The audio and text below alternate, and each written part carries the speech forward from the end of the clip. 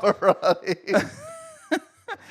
Fail. But I don't know the lyrics or like the melody really. I just saw your lip shaking. I was like, oh, he's having a stroke. He's not actually singing. Oh, you want to hear something crazy? What?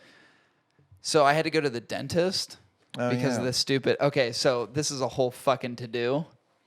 I go to a new dentist, and I got my filling replaced because my filling fell out. Yeah. They put a new filling in. Oh. Well, they shouldn't have put a new filling in Oh.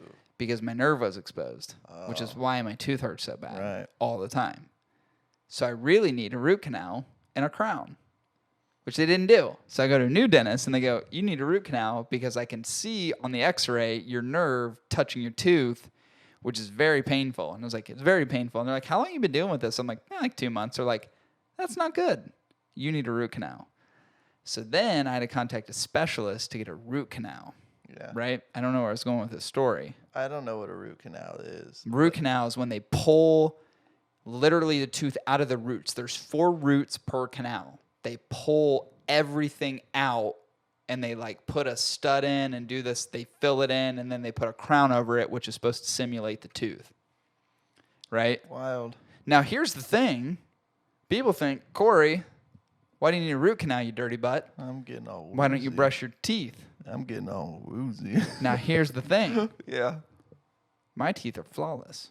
Minus these 2 cavities I had when I was a kid. Yeah, same. That's it. I have 0 cavities other than when I was a kid.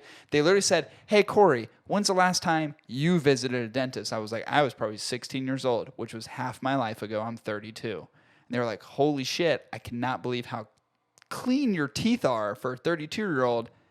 We don't really need to do anything other than this root canal. And I'm like, damn straight. And they're like, but we should probably get those little molars out of there too, because you have some. I gotta get mine out. We got to pull some teeth in the back because they're impacted. And I was like, listen, those don't bother me, so you don't touch those fucking teeth. But the other stuff you can touch because it hurts. Yeah. So I got a root canal scheduled for the 22nd, and my crown put on the 24th. Damn. Yeah, I had to deal with that all this week, which is really frustrating. Now, here's the other thing. Mm-hmm. I'm learning stuff. Go. I'm getting 2 dogs. I got 2 puppies coming. For getting your teeth pulled? Yeah, because I wanted to treat myself for having to go through all this pain and suffering. So, I've got Thomas and Lily, who are my bobas. Mm-hmm. And then we'll have Quincy, which is going to be our silver pug. And Quancy. And Carlisle. Oh, yes, Carlisle. Carlisle will be my either black brindle or brindle black Cane Corso, who will likely be above 140 pounds. The mom is 130. Woo. The dad is a monster. Woo. So I will have my Cane Corso sometime in September. Deposit is already set. So we're getting 2 more dogs. A carne asada and a pug. The carne asada. Dude, think about the disparity between the 2. But by the way, is not Quincy and Carlisle a great duo name? For sure. So good. We were going to do Riggs and Murtaugh. Yeah. And Lauren's like, I don't know how to say Murtaugh. She couldn't figure out how to say Murtaugh. Really? Yeah, she's just kind of like Myrtle. And I was like, Murtaugh! We watched the fucking movie. Yeah, I have a problem. She couldn't get it. I have a problem saying the word peculiar. Because if I think about it too much, you have problems saying what's that word? Supposedly. Supposedly, yeah. You say supposedly. Supposedly with a V. Supposedly. I was like, that's not even a fucking word. Well, supposedly. Supposedly. Supposedly, it isn't. Right. Right.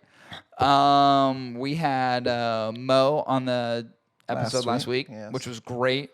Wonderful episode. Dude. Lots of deep discussions. So Mo is like the great person to talk to when you need some balance in the world. Yeah, and I'm going to call him out on this just for a second because we had another little chit-chat with him on Monday. We did. Yeah, But here's the thing, and we might talk about that. We'll see. Yeah, we need to talk about that. But here's the thing. Mo, you're too neutral, bro. Like, you talk like a politician. Mo is not a disruptor of anything. No, he talks like a politician that is like, I want the popular vote. But he's also very caring. He is, and he's authentic. He's very authentic. I think his whole thing is like, no truer statement than can we all just get along? Yeah, That's for Mo. sure. Mo is that in a human And instead form. of finding flaws, he's finding good qualities. Always. Literally always. Yeah. So yeah, like in support of the Patina brand, we talk about reasons to support a brand. And I think now more than ever, given what's going on in the cigar industry and what's going on in the world, it's important now to support really good, reputable brands of people who actually care. Mo is definitively one of those people. He is on that list. So if you're looking for a cigar brand to represent, one that you can get behind, one that creates good product, one that actually cares about fucking people and cares about every single sale and cares about every single opportunity to do something fulfilling for someone else, that's Mo and Patina. Yeah. But you know what? Why hasn't he hugged me? Why hasn't he... He's hugged me multiple times. Why hasn't he taken a photo with me? You know what I'm saying? He's never seen you in person. I mean, that's fair. Yeah. That's pretty fair. I've literally hugged, I've felt his skin. But we could Photoshop it. Yeah, you could definitely Photoshop it. Mo, I need a photo of you just with your arm. With your arms. And I'll take a photo and match lighting. I bet if I asked him for it, he would fulfill on that for sure. I will say, so we got a chance to interview Mo last week. We got a chance to interview Danny from Romacraft the week before. Then Danny had this grandiose idea. He said, listen, why don't we bring the three collective badass podcasts together? I don't want to call it badass. I don't even know if you can call it biggest cigar podcast in existence. But maybe three of the most reputable. I'll probably put that out there. Yeah. I feel confident and comfortable in saying that. AAA or Pro League ball. Right. So we did, which was us, TLE, and Sultans. We did live on Monday on YouTube. I'll be damned in saying that wasn't the funnest times I've ever had. It was something. And I will also say this. I didn't get to see the YouTube comments. And for anybody who's listening right now, please go to the TLE YouTube. So anything that was recorded live is recorded and you can watch it. And it's already got a lot of views. The reason I say do that is because there are certain aspects and certain parts of that conversation that I think are very good. They're deep, hearty content and crucial for certain listeners given certain topics. And here's the thing. There's no shortage of content. The reality is that if we wanted to cover all the content and subjects of which we discussed, it would have been a 24-hour marathon. Probably, yeah. So the reality is we're going to have to do a part 2. People are already calling for it. They want us to be on again. So we'll begin organizing that probably in the next month or so. And what's cool is not only do you get it from the I want to say the podcaster's perspective, right? The people that have loud mouths. Right. The people who talk. You have that, but then you have people that represent the consumer. You have people that represent the brands and the reps, and you have people that represent and have an understanding of B&Ms. Right. And in marketing, like we just had a very full fucking, I don't even know what you want to call it. Insanely diverse in terms of like people's backgrounds, like their exposure, the panel consumer. of people. Yeah, the panel of people really covered most facets of the industry. Right. So there was some really interesting perspectives when we talked about some real deep discussions. It was weird because there was like parts of it that were super light and jovial and funny natured. Yeah. And then there was parts that got really serious, and then it bounced back to funny and jovial. And there's parts that got serious. It was a normal conversation you would have amongst people you feel comfortable having a conversation. For sure. Right? It's kind of like the whole backyard with your friends, and hey, we're talking about the world's issues. Yeah. Of course, everything that we were talking about was in direct relation to cigars and the industry as a whole. And that's because a lot of us, actually everybody who was on the podcast, has had a lot of exposure to what this industry and culture has been and has cultivated over a period of time. Not only understanding the history, but also understanding where we are at currently. And that was the topical part of the discussion that existed amongst this collective group of panelists. Yep. I will say it was literally the funnest conversation I've had amongst that kind of group of people.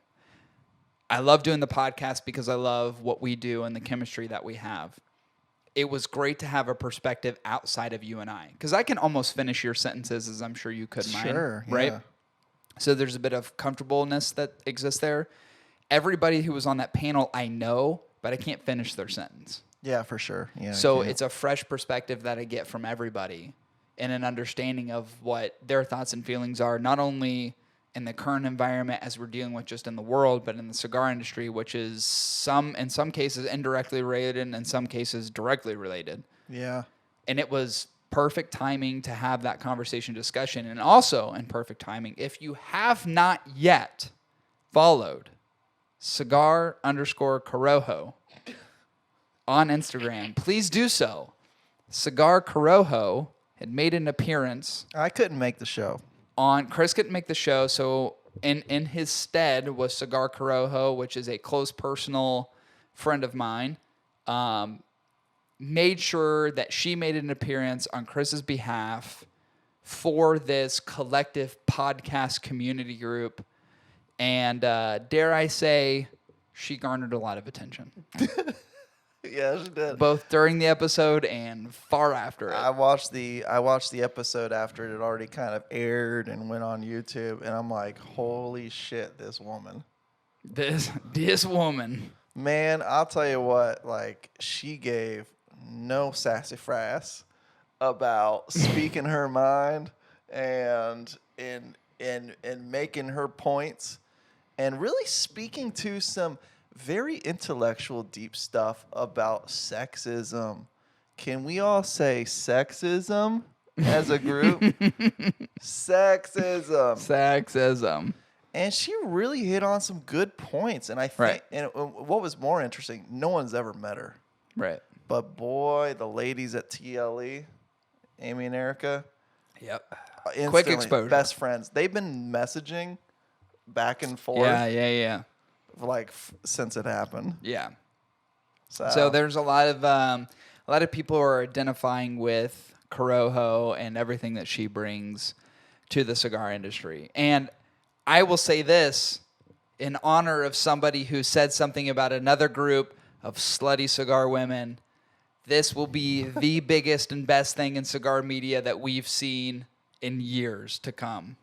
Yeah. Cigar Carajo is paving the path for women, specifically cigar women, the slutty women, the whores in the industry. Is it whores? You will be the bottom bitch, which directly translates into the top bitch. Yeah.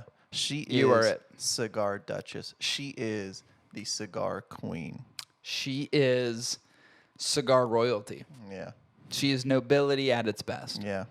So if you haven't already, you can follow Cigar_Carajo, Hoe, on Instagram. Give her a follow. She's paving the path to a whole new exposed world of cigars. Yeah, totally. What did you think about, and you didn't know much about the topic yesterday because you simply don't pay attention to things, but I don't. The former president of Gurkha since resigned from Gurkha due to statements he made on social media, which had a very much racial connotation to them. Yeah. Then there was this whole campaign to say someone hacked his account, which is the biggest.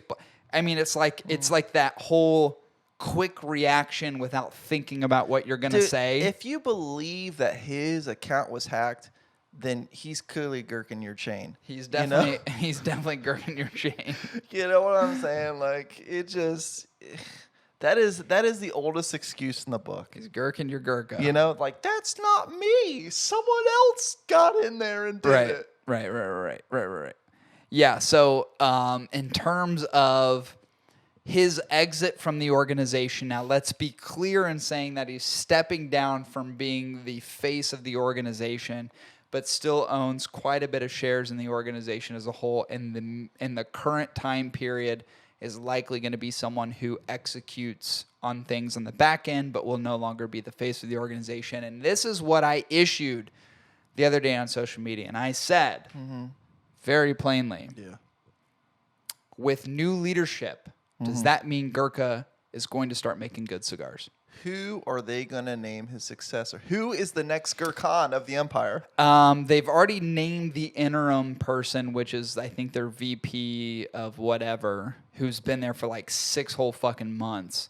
Don't know if that guy has not only a long-term strategy, experience, the long-term strategy to try to get Gurkha's name back in good graces of the collective community, because people were taking Gurkha cigars and selling them for pennies on the dollar and donating to certain charities like Black Lives Matter. Some people were taking them off the shelves and throwing them on the ground. Some people just completely disassociated, just pulled them off the shelves and threw them away. No one's on board for the racist connotation of the things that he had said. The question is who comes in who takes reins and control of the Gurkha organization? And 2, are they going to start making good cigars? I don't know. We don't know. But if you've got any left over, I wouldn't mind gurking off to them. Oh, amen to that. Gurkin Machine. It's an interesting thing how we live in a world where I think certain people want to say certain things, but I think there's a part of it where if you're the owner of the organization, you're the face of the organization, you have to understand that everything you say could have potential consequence and repercussion no matter what you think or feel. And what you think or feel may be raw, it may be very intentional based upon experience, it may be unfounded. Yeah. But as an owner of an organization, as the primary representative of an organization, you surely should know better than to say something, because what you say has consequence to your organization. And what you do sometimes as well. Of course. I've totally accepted at this point that there are certain things and certain opportunities that are now closed for me. Yeah, we could not run for public office. Like there's some doors that have been shut and basically filled and sealed with concrete.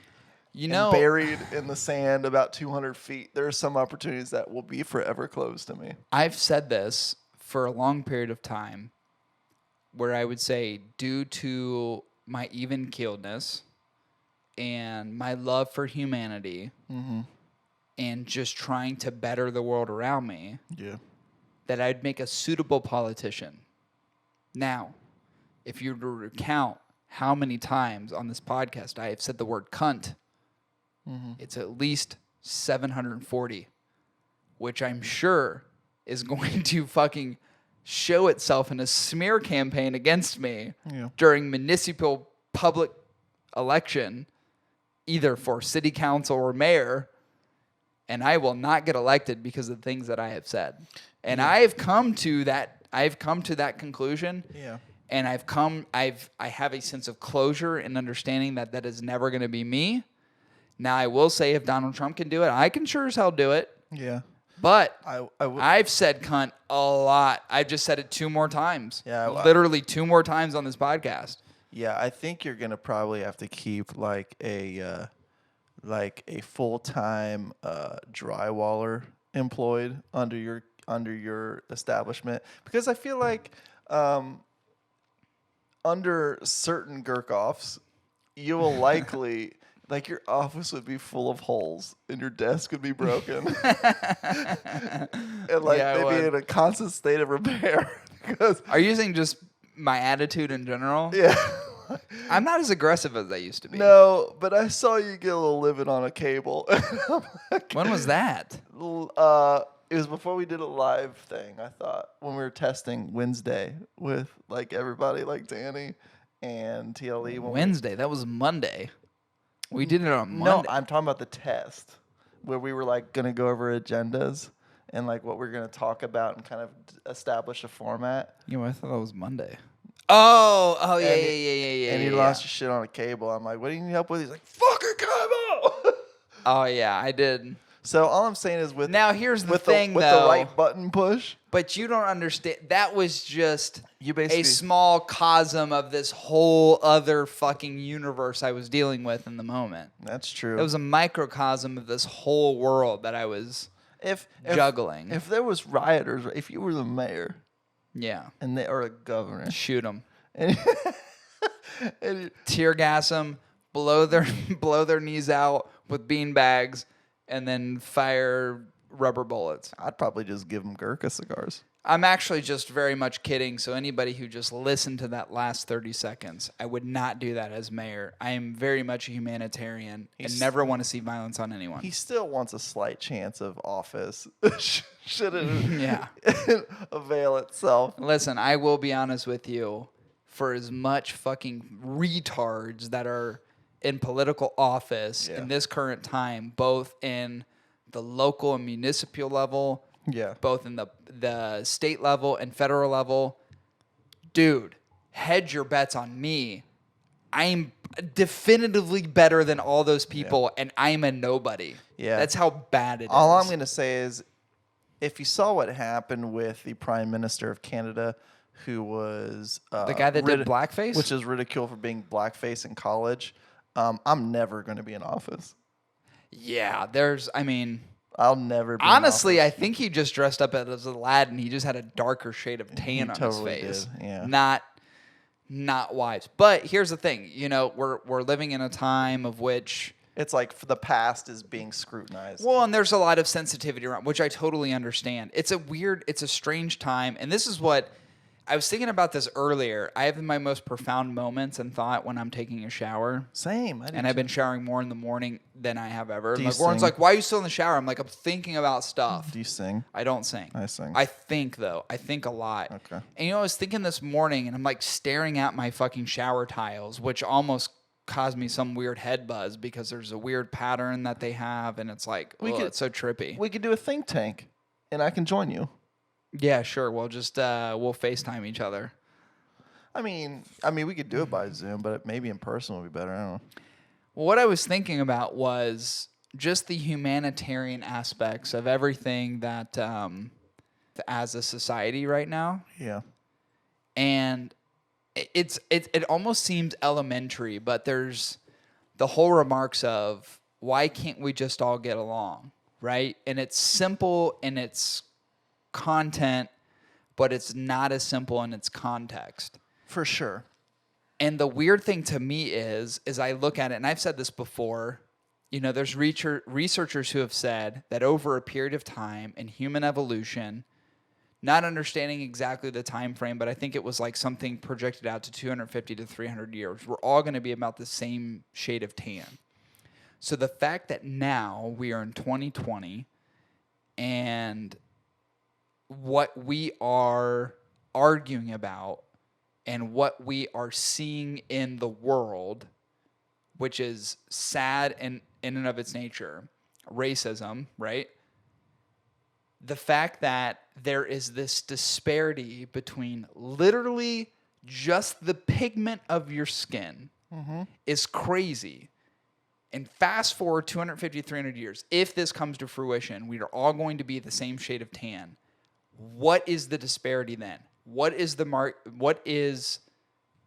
how do you create separation at that point? Moles and facial hair. There's going to be certain things. I was saying socioeconomic things, right? Yeah. Like where do you fit on the social chain? Yeah, for sure. Right? There's parts and parcels of that. So there's education, there's what you are monetarily in terms of value, where you rank on the wealth chain. Yeah. There's all kinds of conditions that are set in that. It's like But if we break it down literally as racism exists today, which is the disparity of color, the disparity in literally the pigment of your skin, which literally makes no fucking sense whatsoever. It drives me fucking wild when I hear like people say, well, blacks do this, or Asians do this, or Hispanics do this. I'm like, wait a second. Like this is pigment of a skin. We're talking about something that there's no control over, right? This is an evolutionary process. This is part of a genome. So this is not anything that I can't just change my skin to black at any time. It's impossible. Right? With modern science and a very good tattoo artist. Maybe. Maybe. Right? But you have to go through some drastic changes. Sure. So what I'm saying is, at the core, we are all essentially, from a DNA perspective, and all these other variables, the same exact beings. But we create this disparity in terms of race, pigment of skin, for some strange reason. And it all goes back to times of slavery and the late 1600s, early 1700s, right? Work hard to abolish that. Segregation and separation, you work hard to abolish that through civil rights, through the 50s and 60s. And somehow in 2020, as far as we've evolved technologically and all these other things, this shit still exists. That is wild to me. It's because it's crazy. We are a species of judgmentalism. We are, and part of it is because you strip away eyeballs, right? There was this study that I saw where they like blindfolded people and they forced them to meet new folks that were also blindfolded, so they didn't have any idea what each other looked like, and they were carrying on great conversations, being very friendly, right? They took off their blindfolds and everybody was so goddamn surprised by who they were talking to. Right. The problem is we use our senses, our eyes, our ears, right, touch, to evaluate whether we like something or not. There's also the environmental impact, like what you learn from generation to generation. Sure. So all I'm saying is like one way or another, I think we're a species of judgment where we judge everything either out of a fight or flight mentality, survivalism standpoint, whatever the case may be. But it's like if you even took away your eyes and it was no longer about pigment, it'd be about how fucking someone sounded. Right. You know what I'm saying? It'd be like, or tasted. Or it's like you taste like shit. Right. And there's always gonna. I feel like there's always just gonna be judgment. Yeah, but what is kind of weird to me is that from a society perspective, and I really took notice of this the other day. So I said earlier that we are going to be the new proud parents of a silver pug, and we had to drive. And now I will say this: like in Ohio, this is a weird thing.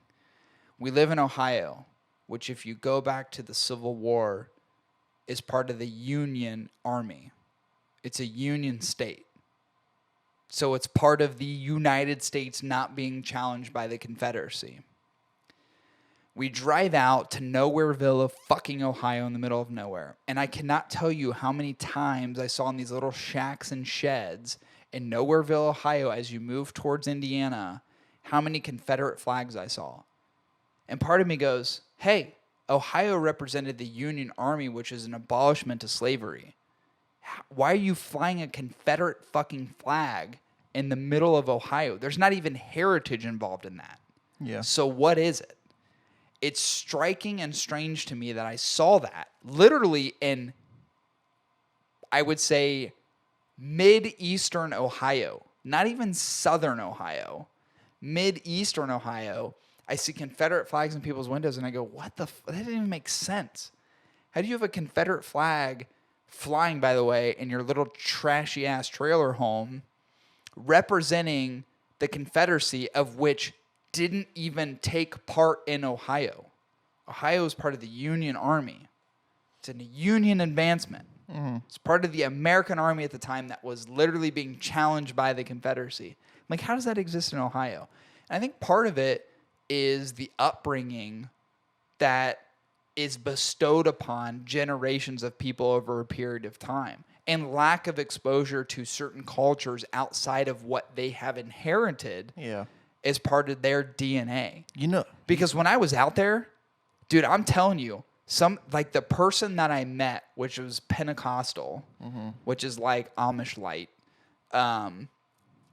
who was selling us this pug. Dude, I guarantee this croc wearing, plaid shirt wearing, fucking thick ass jean wearing farmer, who was a nice fucking kid, by the way, has probably never seen an inner city. Has probably never been to downtown Dayton, downtown Cincinnati, downtown Columbus. Has probably knows nothing other than the farm life and the silos of corn and the working animals that they have on their facility. Like, who is that, Daddy? Why is he so tan? Well, son, he's in the sun all the time. I'm telling you, dude, it was like It was like it's so weird living where we live because we're so close to a city, but so close to like such rural areas. Like it's crazy. Like people who don't understand what cities are. Yeah. And it's weird because you have this like grown up mentality and mindset that certain things are certain ways. And you're born into this social aspect and this upbringing of your parents. And you're in a bubble. You're definitely in a fucking bubble. It's wild to see and it's wild to experience. And I will say this as a state, Ohio is definitely one of those states because we have really big metropolitan cities. But it's diverse. I would say Columbus is probably one of the most liberal cities I've ever been in. Yeah. And then if you go 15 minutes outside Columbus, you are rural. in fucking farm territory. Yeah. The disparity is so insane. And so I see a lot of that, and I see the lack of education, and I see the lack of cultural diversity, and I go, well, that's why some of this still exists. And now I will say this, and this is no offense to anybody who's over 65 years and older, you're a boomer. And there's certain beliefs and there's certain upbringings that exist with... Which influenced your way of thinking. Influenced your way of thinking through upbringing and economic class and social segregation through the 50s and 60s. The boomers are going away. They're going away. They're the biggest populace in the United States right now, but in the next 5 years, they'll be one of the smallest. Yeah. And then you have a whole nother class of generation who's been more exposed culturally, has been more exposed in terms of knowledge and education. Mm-hmm. And I pray to God in the next 20 years that this is no longer a conversation that we're having because it's been literally a disbanded idea. Yeah. Don't judge me by the color of my makeup. Don't judge me true. By my stature and dad bod. Don't. You do have a weird dad bod. I'm weirdly fit. I'm still like mildly fit. I mean, kind of, but you're built kind of like an alien. Which is weird. I will say this. I kind of meld into the seat, too. We definitely have to get into a review, but I will say this. I played my first game of hockey in months on Sunday. Yeah. Months! How did that go? Fucking killed it. Yeah. Killed it. Yeah. Literally killed it. 2 goals, 1 assist. No fatigue. What? No endurance issues. No soreness. Nothing. Went in and destroyed. Were you very conscientious not to overdo it? No, it wasn't that. It was that I was already prepped and prepared for what I was getting myself into. You were ready for war. Dude, I was still working out. Were you? Yeah. I was running backwards. I was still going for little light jogs and I was keeping my endurance up. Yeah, dude, it was like it never even affected me. I got back on the rink and I was more focused than ever. Yeah. We fucking slaughtered the other team. Yeah. 2 goals, 1 assist. Fucking destroyed. I did push-ups to see how much I could do before my arms gave out. It's like the fail limit. I did 31. But here's what I'll tell you. That's terrible. What was it? It's not that bad. It's pretty bad.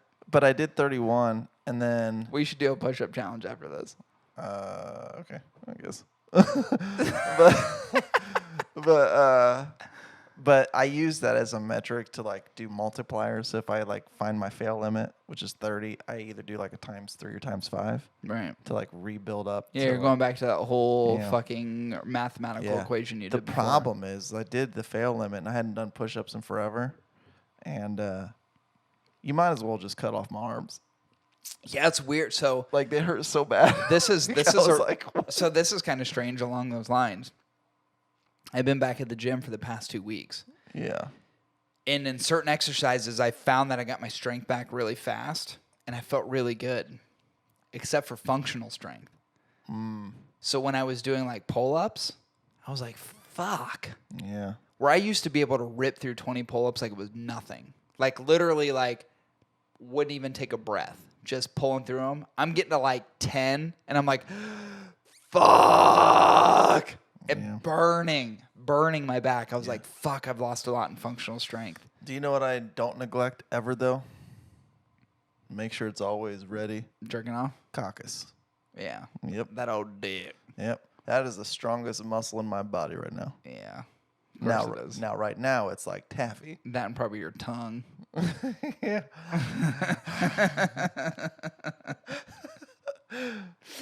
You want to see me go to town on some vagina? Yeah. Yep. Yeah, Ladies, you put some oatmeal on some girl's ass and Chris will fucking slurp it out. line up. I want to go to town on that thing like a child that's had its first ice cream.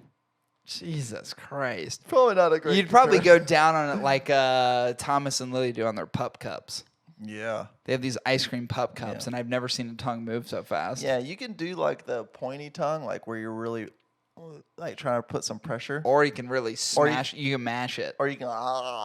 There's the mash tongue, and then there's the subtle tongue. Yeah. There's the poke tongue, and then there's the smash tongue. I call it the cat tongue because it's all about friction and surface area. So it's like, God, you're gonna rip me up. You don't do like the little.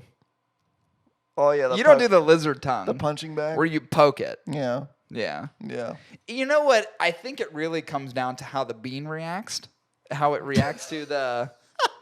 Like a bean will react to a punch tongue or like a lion's tongue or a cheetah tongue differently. You either have the long, sensual, slow movement, or you have the punch, the fart box movement. Yeah. And that, I think you have to understand what kind of female you're getting into. You got to whack-a-mole it. You have to explore. Mm-hmm. Yeah, like a whack-a-mole. Mm-hmm. You really got to punch it fast. As soon as it pokes its head up, you gotta smack it. you gotta Yoshi tongue it, you know? Yeah. You gotta go. Yeah, what's weird, it's like people are like, I don't know how to find the G spot. I'm just like, fucking tickle that bean, you found it. Yeah. It's right there. And it's all about like surface area. You'll find it. The thing is it's gonna take you a lot longer to mow the grass on a push mower. But if you're applying a big tractor to that thing, you'll find what you're looking for. Now, I've said this before. I'm going to use a classic fishing reference. Mm-hmm. I'm a huge fan of the professional bass fisherman Kevin Van Dam. Mm-hmm. Now, Kevin Van Dam does it a little bit different. Do you imagine the ladies he's ever been with, they go like, Van Dam. Van Dam. God, Van Dam. Now, Probably. One of the things I love about Kevin Van Dam is he's much like, or used to be my mindset of kind of fishing. He's very logical. He reasons with how he's going to fish based upon surface area and how quick he can retrieve a bait. This is the science piece of fishing and less the artistic piece of fishing. Because it's a game of chance anyway. It's a game of chance, right? Even if you no matter how you create the chance, it's a game of chance, right? That's why they call it fishing and not catching. Kevin Van Dam is notorious for crankbait fishing for two reasons. And I'm saying this with a fast retrieve reel. Crankbait fishing allows you to cover more water in less time, especially with a fast reel. So his objective is to pattern out water, parcels of water over a period of time. Choose a line. Choose a line and cover as much surface area as you possibly can. So it's mathematics in his head. It's how much area can I cover in the shortest amount of time to give me the best chance to get a fish to strike my bait, right? Yeah. So you got to start from the... That's what he does. Yeah. So you got to start from the booty hole, pick a line. Right. Pick a line and move. And go. Move. Go. And then you see if you get a hit. And then you see if you get a hit. And then there is the artistic side of fishing, which is finesse fishing. Yeah. Which is more of a fishing practice I'm more accustomed to now than I used to be, which is like slow jigging a worm. Yeah, and you got or shake. It's very intentional. It's very artistic. It's very feel. It doesn't cover a lot of water, but it's all about just poking it in there. Bob just the tongue. Boop. Yep. Yeah. Boop. You want to peacock the representation of the bait. You want to peacock it. Mm-hmm. You want to make it seem... You want to make the bait seem like you can't pass up the opportunity to bite. Yeah. I like it's all about the showmanship. I like the chatterbait technique too, where you're like and the water. You got to really shake up the water. Like a jitterbug. Yeah. You really got to apply that method. Yeah. So there's really two advances that you can make in terms of being an angler, and it's covering the most water the quickest or the finesse fishing to give the best presentation. Guys, there's two ways of doing it. Guys, are you learning something here? You should. Listen, and I know that the majority of our listenership are male. Males. If you're not listening to what we are saying, if you skipped ahead to the review, you're missing out. You're listening out. You're missing the whole thing. You're missing the whole context of the episode. Because cigars are like dicks, and we put them in our mouths whether we're male or female. Amen to that. Wait, what? All right, we should get in review. I don't even know what fucking wild tangent we just went on. But I will say this. Mm-hmm. We do have a review today. We do. And it's how can I say, a special one?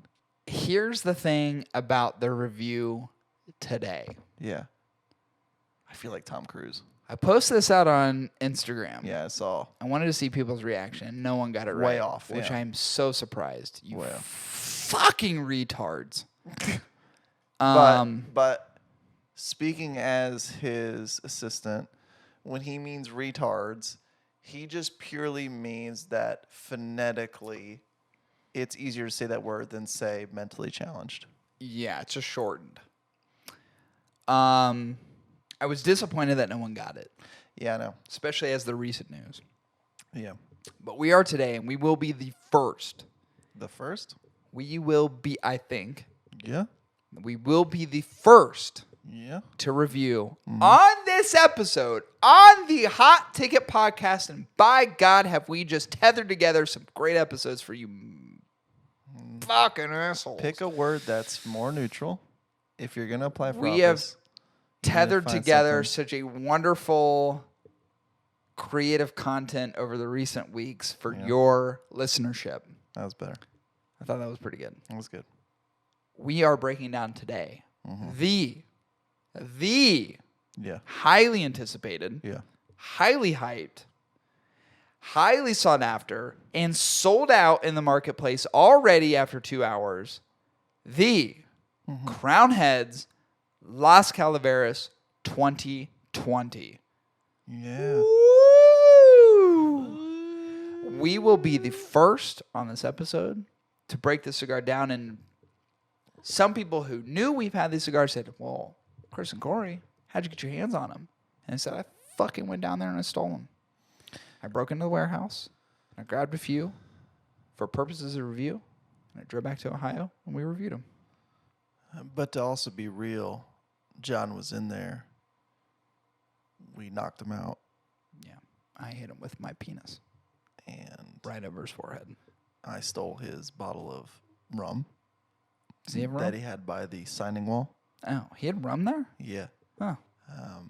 We ran in the warehouse. In fact, we couldn't find it because there's so many cigars in there. And it's different type of blends. That we were there for 3 hours. And I'm like, well, the thing is like he's probably going to be getting up soon. So we went back to the front office, and I whacked him again to make sure he was still out. I don't know what you mean by whacked. Well, like knock on the head. Okay. And then to make sure, then he was make sure he was still out. And then we finally found something not banded, and we're like, it's got to be that. All right. And then we came back through the front office with our flashlights. And by the way, the lights were off. And we left a very sweet note next to John's body saying, hey, we're just really passionate about your cigars. Don't take it personally. That's true. That is true. And thus where we are at today. Yeah. So they just announced that the 2020 LAS CALAVERAS will be releasing Purple Band, obviously an homage to those that have passed over recent years, which are represented on the band itself. Purple. A wonderful homage to those and a celebration to those who have passed. Purple, which, by the way, is probably my favorite in terms of vibrant colors. It's gender neutral, too. It is very gender neutral. I think it's a wonderful color. I always admired purple. I tried to buy a purple T-shirt yesterday, or purple polo, and they didn't have any more left. I was very disappointed. I'm excited about this cigar for a couple of reasons.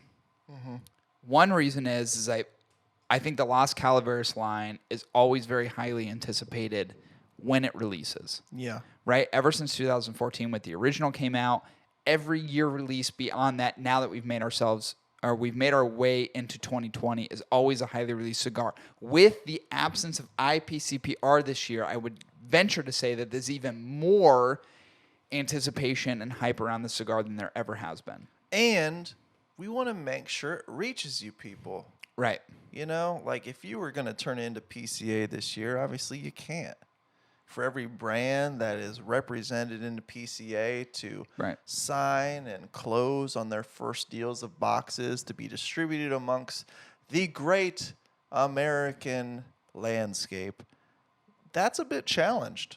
Yes. And so I feel like we as digiteers have the opportunity to promote such good quality products to you all so that you are aware of the things that are coming down 2020. Yeah, very much so. I feel like it was an appropriate time for us to do this. For sure. And as I've said before, we'd be the first to do it. This is the LAS Calaveras 2020 from Crown Heads. Let's get into it. Chris, before we break down the cigar, we let everybody know how we rate these bad boys. Sure. I think I'm going to take the podium on this one. Are you cool with that? Yeah, I'm good with it. Go for it. Each cigar review starts with a total of 60 possible points and is broken down into 3 main categories. 10 points for construction, 20 points for burn, and 30 points for flavor. We then deduct points for less than optimal construction and flavor and burn. And see if the cigar is worth the price for a possible 1% bonus or deduction. And then finally, we average out our individual scores, giving you guys our total cigar rating out of 60.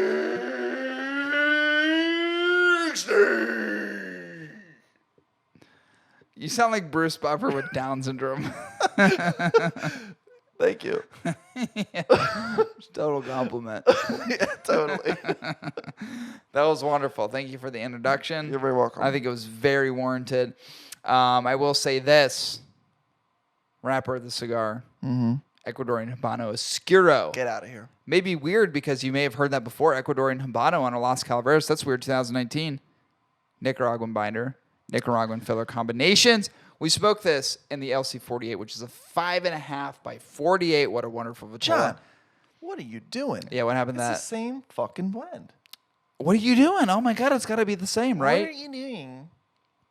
Price of this particular cigar comes very much at the same price that most of the other LAS Calaveras lines do. $20. In this particular for $10.25. It'd be fitting for the year. It would be fitting for the year, which is pretty much right in line with all the other previous editions of the LAS Calaveras line. Let's get into this cigar. Now, I will say this. We did get these as pre-release samples, so we don't have the wonderful purple bands that they come in. No, we don't. We've smoked multiple of these cigars over the course of a month? A month. Probably about a month. Yeah. So we have very objective opinions on this cigar, and of course, when it comes to flavor, very subjective opinions on the cigar. Now let's get into it. Chris, what did you think about the construction overall on the sample smoke? Here's the thing, Corey. This fighter this year is looking pretty good. The thing is it is an Oscuro, and don't be surprised. This is actually more of a caramel color. The thing is I'm so used to Crown Heads. When it comes into the ring, it's stiff fighter, you know? It's hard. It's hardy. Yeah. You know? It's built like a shit brick house. This one was a little different, Corey. I'm going to be real with you. This one had a little squishy. I was a little concerned that maybe this fighter wasn't quite ready for this year's fight. You know what I'm saying? But all in all, it looked pretty in shape. I thought it was a great cap structure, nice satin finish, caramel color, great construction off the get-go, but I'm a little concerned that he might not be able to go to the rounds. I will say this, construction-wise, and I did a wonderful comparison to the other Las Calaveras cigars that I've had and continue to have in my humidor over a period of time, which are only not inclusive of the 2014. I have a 2015, 2016, multiple 2017s, multiple 2018s. But you smoked a 14. I've smoked a 14, multiple 2019s. Yeah. And now the 2020 version. And here's what I'll say. And this is what I appreciate about this particular cigar. Now, I don't know, and I won't even speculate as to the samples that we received and why we received them. Were they picked over? Was it intentional in terms of the fact of, did you pick the best ones out of the bunch? I would say the owner of Crown Heads, John Huber, did not know that we were going to review this cigar up until pretty much this week.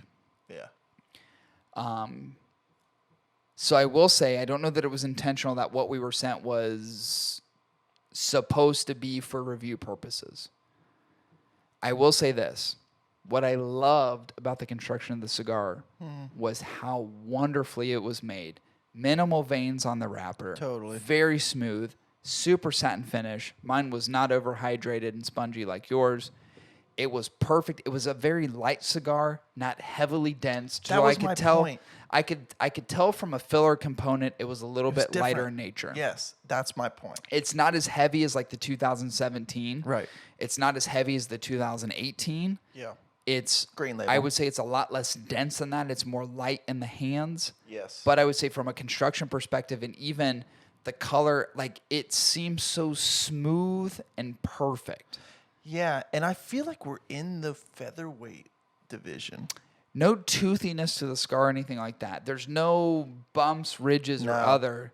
It was just very light and smooth. It's a lean fighting machine. A lean fighting machine. I do agree. We're probably in bantamweight or featherweight. Yeah. We're going real light in these bouts. Totally are, Corey. Personally, love the construction of the cigar. Perfect construction. It was weird when I looked at it because the whole thing that was telling me was like, well, John certainly sent us samples of which he picked through. But then I was like, God, would he even take the time and attention to do that? John, knowing him as well as we know him, I kind of feel it's just like going to pull a couple of the bunch and go, smoke these and tell me what the fuck you think. Yeah, for sure. So I don't know if it was to that far, but what I will say is that from a construction perspective, and I have pictures of them for proof, which I will post. Yeah. It's absolutely wonderful. 100%, Corey. Couldn't agree more. What did you think about the burn of the cigar? Here's the thing. This is a 3-round fight. You know what I'm saying? Right off the get-go, consistent punches, punching me right in the fucking face, a 2-3 roundhouse. The thing is this was a consistent fighter, you know what I'm saying? The thing is, light gray ash was really holding its own. Even with the seemingly light construction of the cigar, it was firm. The ash was firm. You know, it never seemed to break. It was well constructed in the beginning. I had my doubts, but it really came through. But here's the thing. We got in the later rounds. Round 2, round 3, right? Did it ever falter? Sure as fuck did not. This fighter held its ground. Not once did this fighter go down. Never had to relight it. Never had to do a touch-up. It burned pretty damn fucking easily. Like the burn consistency, that nice even line. It literally was very wet. Like it was very good throughout the whole smoke.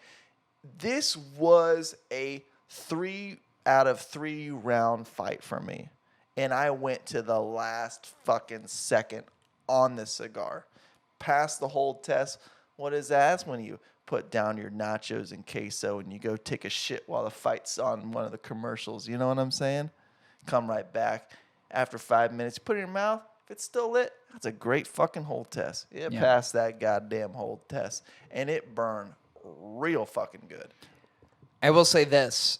What I appreciated about this cigar, which is something I appreciated a lot about the 2019 Las Calaveras, is it is light in the hands, and there are some striking similarities in terms of construction.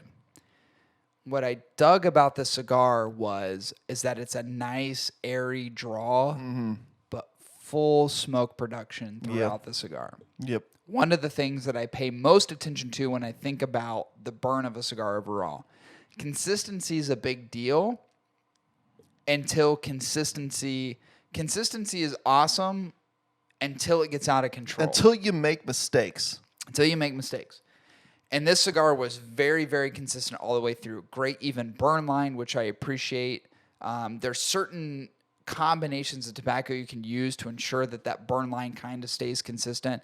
The only challenge that I had with the cigar was right in the last third. I had an abrupt outage, which when you're at a 5.5 by 48, you're tethering that line of certain things happening in terms of the bunching of the cigar and so on.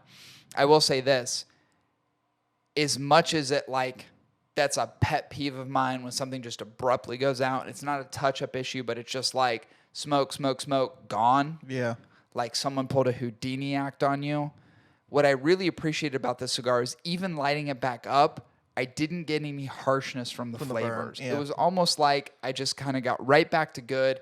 It was really just a pit stop and the whole train ride to pick up more passengers and to move on. And there wasn't much of a hindrance other than just having to relight the cigar. Yeah, and sometimes when a fighter goes down the first time, it becomes a trend. Yeah. They get knocked down the first time, there's likely to be a second instance. They're a little lighter on their feet, wonky. Little wonky, little dizzy. They don't even know where they're at. Likely, if a fighter goes down the first time, right, they will likely go down a second time. And we're talking 3 rounds here, people. Each round, 30 minutes. Fucking knuckle to knuckle, fist to face type fighting. Right. So the fact that your fighter went down in the second round, the end of the second round, and came into the third round healthy and ready to fight. Yep. That's a fucking fighter for you. It's a fighter. That's a fighter. Keep going through, taking the punches, taking the challenge, which I greatly appreciate. For sure. Now, let's talk about, this is going to be arguably the most important piece of this cigar review to the collective audience on the 2020 Las Calaveras. Highly anticipated, highly hyped, couldn't come at a better time. What did we actually think about the flavor of the cigar? And a lot of people, I think, have already challenged the idea that what's the difference between this and the 2019? Ecuadorian Habano, Nicaraguan binder, Nicaraguan filler. What did you think about the flavor of the cigar? Well, I got to think. I just got to be up front with you. This fighter's changed his game. I know it doesn't seem like he looks the same person, same fit. But there's something different that they did at his camp to make him a different fighter than what he was last year. He came into this fight looking like everybody expected him to be. He said he's confident. He said he's ready, But the thing is us as audience members expected the same old Las Calaveras. No.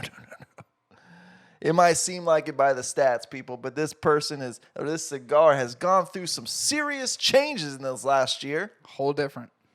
Listen, creamy, bitter, straight from the get-go, medium spice, already hit everything that's nice for me. All right?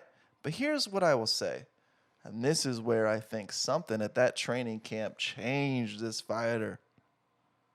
There was like a rawness. There was something skunky. There was something about this fighter that has changed and evolved over 2019.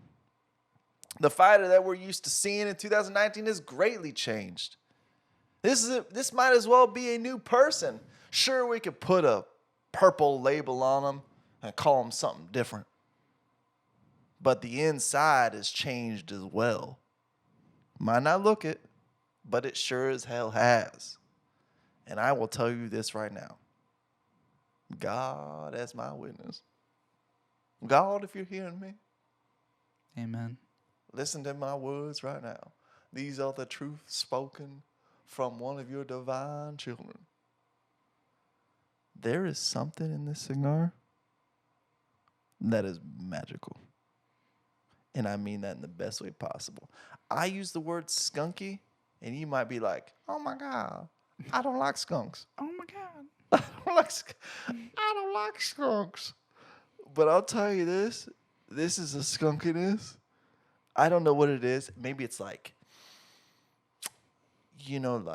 what is it called when a man excretes like a musky?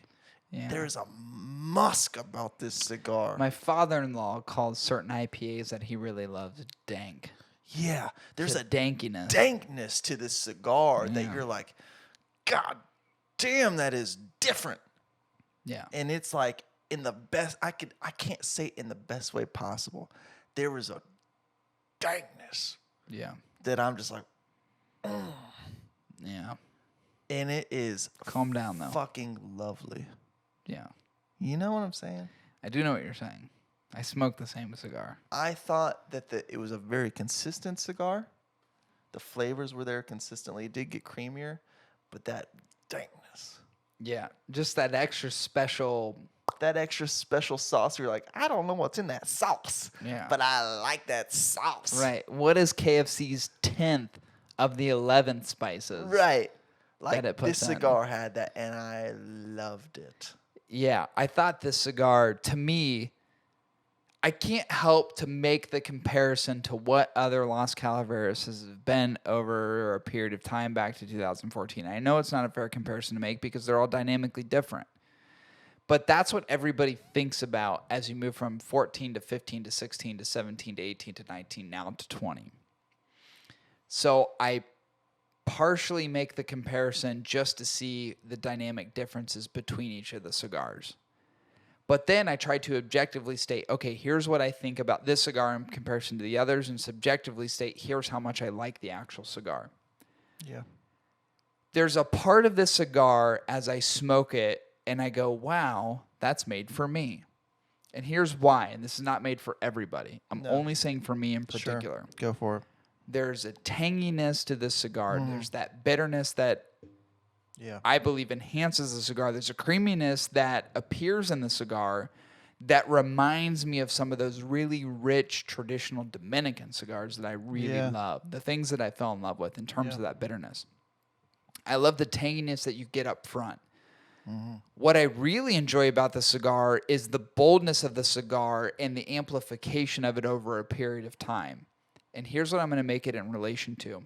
Anyone who smoked a traditional Cuban cigar knows that they start off very subtle and they ramp up as you get towards the end. Yeah. Not only I think you feel the nicotine impact that you get, but you get the boldness and flavor in a Cuban cigar as you continue through certain periods of the cigar until you reach the end. Yeah. What is not traditional for cigars in the U.S., Nicaraguan, Dominican, is to have the boldness impact the flavor at the back end of the cigar as opposed to the front end. Usually you get a rush at the front end. When we talk about flavor rush, we talk about pepper rush, we talk about sweetness, boldness. We talk about the impact of what that cigar does for you at the very beginning of the cigar and begins to tame out and decrescendo over a period of time. For sure. This cigar reminds me more in terms of flavor as a traditional Cuban as it begins to escalate over time, which I really appreciated because I anticipated this like ramp up period. So when you get some of that tanginess and you get some of that creaminess and you get a little bit of the subtle sweetness at the beginning of the cigar, you really start to anticipate that the levels of each one of those is going to heighten over a period of time. For sure. And it does just that, which is awesome. To me, I like something that crescendos and builds up. It's like going up a roller coaster hill and then you get that fucking swooping drop that gives you the really high adrenaline rush. It gives you everything that you want in an experience. Yeah. It's what I love about Cubans that I dislike about most traditional Dominican and Nicaraguan cigars. Yeah. I don't like to be let down at the end. Yeah. So for me, understanding the subtle pleasantries of what exists at the beginning of the cigar and knowing that that is all going to be there at the end is really impactful because I look at it from a longevity perspective. I don't look at it as a short term, here's what I get and the impact up front, but what does the longevity of an hour, hour and a half, 2 hours mean in terms of the cigar? Yeah. So for me, I love that the cigar did something dynamically different than what most cigars that are Nicaraguan blended do. So I love that. And in all honesty, from my perspective, this is a pleasant departure from the type of blends I've seen from Crown Heads.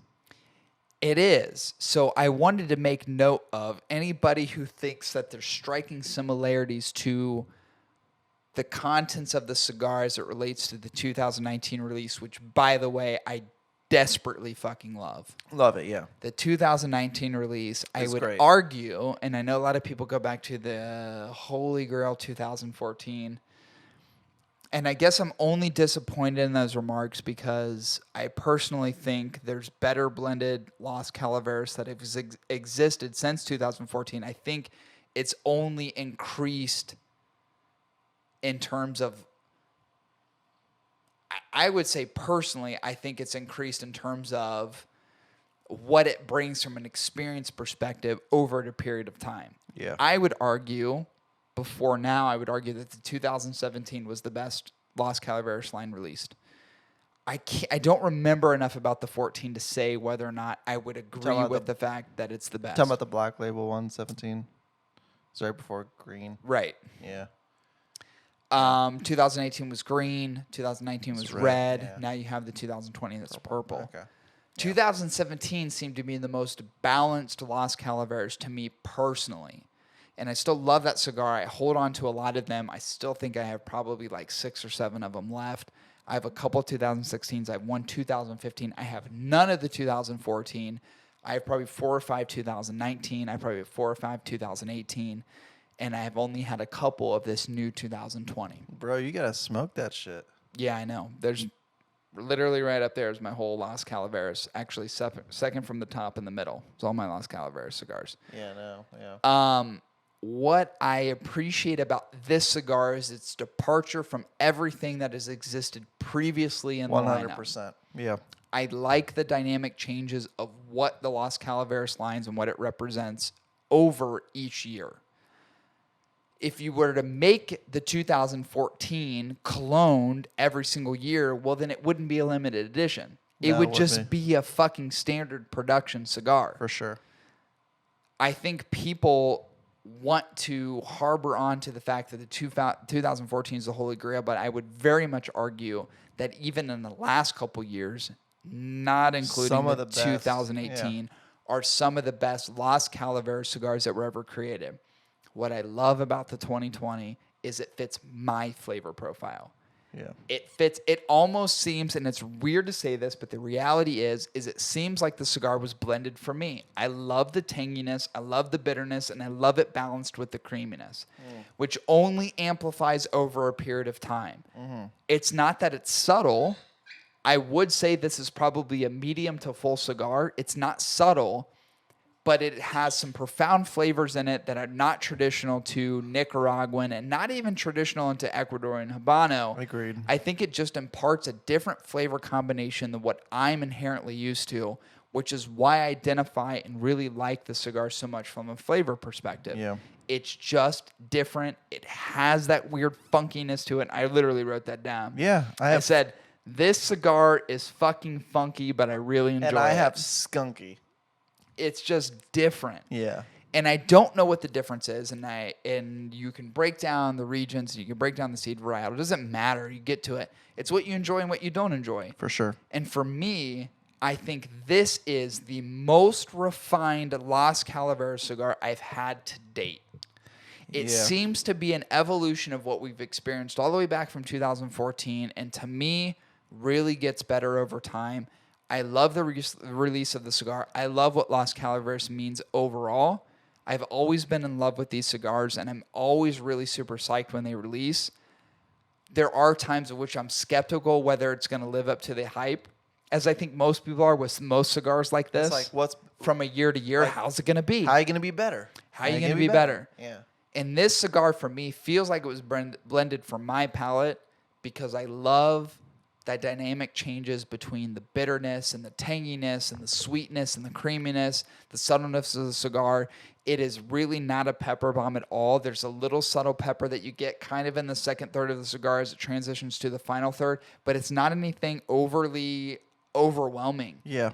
It's a nice departure from what I'm used to smoking. And that's what I love about Crown Heads is that I always get a change up. I always get something different. Yeah. It's not rinse and repeat. So for me, I know it's long-winded. I really enjoyed the flavor of the cigar. I did too, man. I did too. It was a finger burner. I went literally down to like a half. Oh yeah, an I inch. still have the rest of my sample. I woke up at 7:30 this morning. Yeah. Immediately went onto the patio, fresh palate. Yeah. Because I'd smoked 3 or 4 cigars yesterday, and I was like, "There's no way I could smoke another one tonight and give this any justice. Let me sleep on it. I'll wake up early." I even told Lauren, I was like, "I got to wake up early, and I got to get on the patio to do a cigar review." So I'll be up at like 7:30. I'll be on the patio. If you need me, come get me. You want to get me a coffee, give me coffee. The whole thing. Yeah. It's just like normal routine, right? Yeah. I sat out there. I kind of did one of these. Mm-hmm. Yep. The lady pleaser. Mm-hmm. Did a little bit of the tongue shake. Mm-hmm. Really kind of. Yep. Get everything cleaned out. Yep. Go into my Zen moment. Light the cigar. Smoke it. Yeah. It's fresh as it could be. And I owed it to this experience to make sure that I was on my A game. Yeah. And I was on my A game. I was very pleased. I just tune everybody out. Right. Of course you do. When I review. You did that yesterday. You made a point yesterday to review the cigar. I would say a long period of time. Let's get nostalgic. Yeah, go for it. I was saying I was always searching for a brand that I could really identify with. Yeah. And was turned on by the Crown Heads brand. Jericho Hill? Jericho Hill. Yeah. OBS? Specifically the OBS. Yeah. Not knowing who Crown Heads was, not knowing how they represented themselves as a brand, as a manufacturer. Yeah.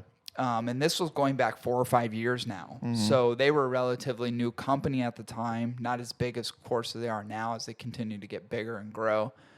And I go, wow, this is just different than what I'm used to. Yeah. Like, this cigar is different. It's really good. It's just a wild change up from what I'm used to smoking, and I really identified with it. I connected to the cigar itself. Yeah. So then I very much intently became intrigued by everything that was released by Crown Heads and really started to sample and smoke Crown Heads on a continuum and on a regular. Got introduced to the 4 Kicks lineup, the LAS Calaveras as they moved through the 14, 15, and 16. Of course, started smoking the Mule Kick 2018, which I think is probably in my Mount Rushmore of cigars. And I thought the 2019 was no slouch. And I begin to just think about all of the cigars that Crown Heads has created over time, including the Las Moreas, which unfortunately is no longer going to be continued on in the regular production of Crown Heads, which I think is an absolute travesty. Absolutely one of the best cigars I've ever smoked. So I think about everything that has been released, has been put out into the ether in terms of Crown Heads over a period of time, either limited or regular production. Yeah. And I think about the LAS Calaveras line from 2014 to 2020. And I go, wow, I don't know if there's another line of cigars that I'm so excited to smoke as they release every single year. There just isn't anything out there from any other manufacturer. And I mean, you can say what you say, and there's bias. There is biases involved because we're friends with John and we're friends with Miguel, and we love Crown Heads dearly, and we talk on a regular basis. But then there's also the factor of really what do I enjoy smoking? Because not every Crown Head cigar has been a knockout home run for me.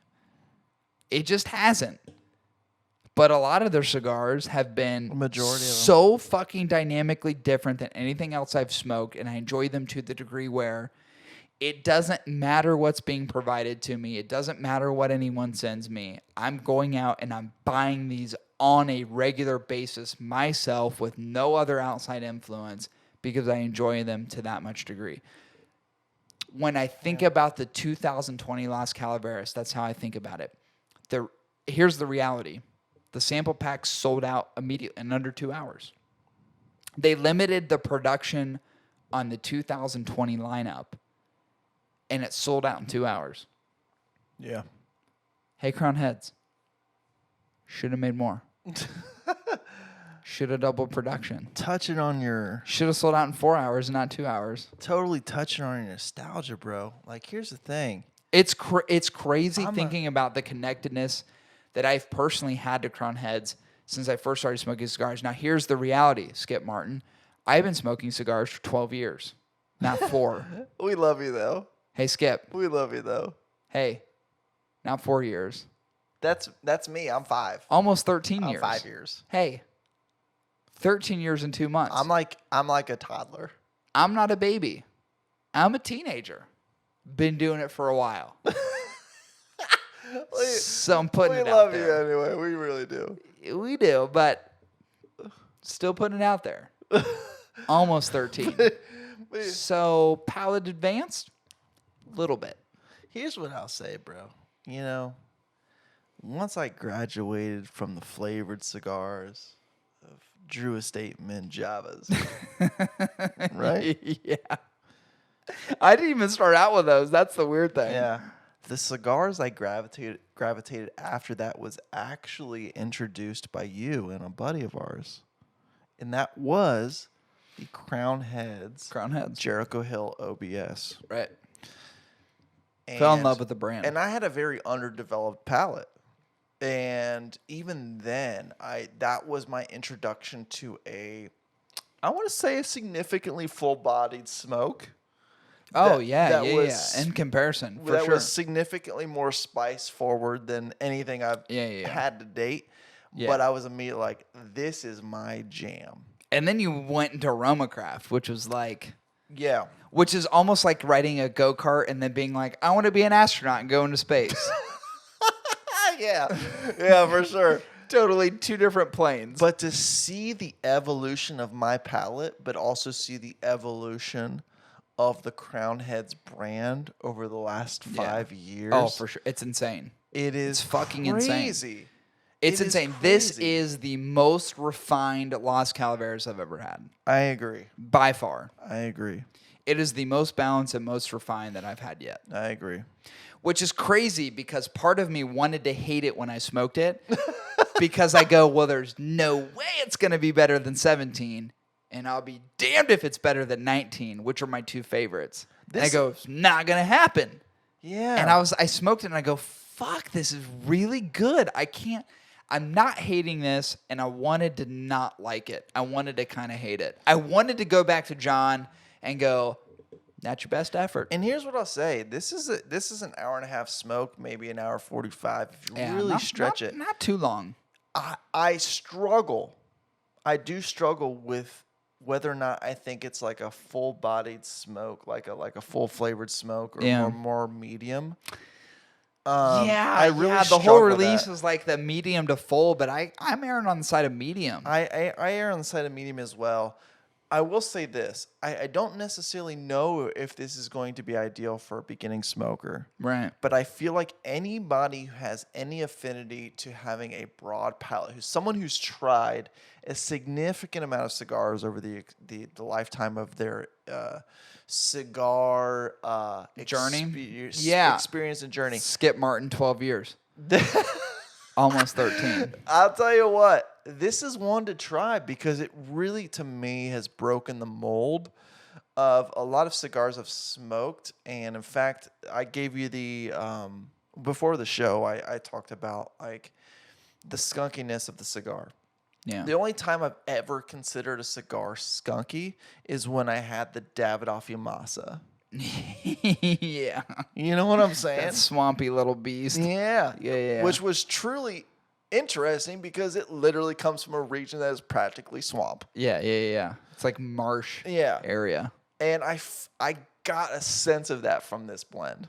Yeah. And I was like, fuck yeah. It's the dynamically different that I think I attached to. Yeah. But it's just the exploration of cigars that I appreciate and the fact that there's an evolution that continues to exist in the Las Calaveras line that I love so much. And I can tell you this, there's never a cigar that I more highly am amped up to smoke than the Las Calaveras every single year. It just has nothing to do with the brand, has nothing to do with the people. It's just like, what do you got next? Yeah, for sure. And because there's some of them that aren't my favorite. Yeah, we've said it. We've been honest with you. 2018. We've been honest with you. Not my favorite. I liked it. I thought it was a little bit wild. Chris, you loved it because it was wild. It's too wild for me. Didn't love it. Didn't really like it. Moving to 19 and 20, I'm going, God damn. If there's anybody's... Nailed it. If I'm going to be real with you, and this is some bias. if there's anybody's opinion that truly probably matters on the Crown Head cigars, it's us. It's us. Because we are super highly critical of every goddamn blend that comes out. Yeah. And that is in the best intention possible Very to make intentional. sure that you guys understand our position on them, because we love them that much. And even if we don't, we will be real with you. Yeah, we're going to be real with you. But and it's like no harm, no foul. Yeah. No butthurt feelings. Maybe some butthurt feelings, but we get over it quick as a loving, friendly family. Yeah. And it doesn't, the hate doesn't last long. I'll put it that way. And there sure. really is no hate. I will say this, loved it 2020. Cannot wait for it to release. Me Cannot too. wait to fucking see it at B&G's when we go there. Yeah. I'm a little butt sore the fact that it's insanely limited production in comparison to what the 2019 release was. I understand why they did it intentionally, but I am a little bit hesitant in the fact that like the sample pack sold out in 2 hours. I go, well, what does that mean when I want to get my hands on them again? I don't know. So we'll see, because I want to buy them in stores. I want to buy them in B&Ms. I think it's a great line that everyone can support and get behind. And I think this year's release, again, is probably the most refined that I've seen since the beginning of the LAS CALAVERAS line. Rising above the challenges that the world has put in front of it. Which is a lot. Which is a fucking lot. Yeah.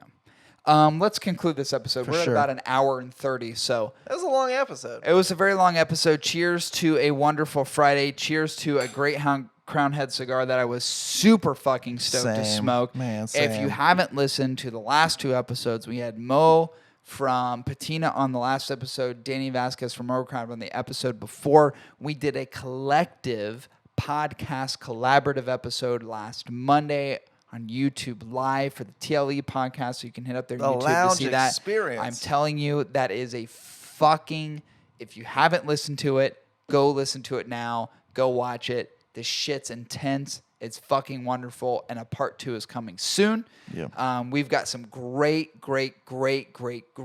interviews lined up. I am so stoked for like the next month and a half, because we have some good shit. So we're booking some great interviews with some great industry experts, some great industry leaders of certain manufacturers. It's going to be an awesome ride as we head into the hot, hot heat of the summer. So with that, cheers to a wonderful Friday. See everyone. We'll be back at you next week with episode 155. See ya. See ya.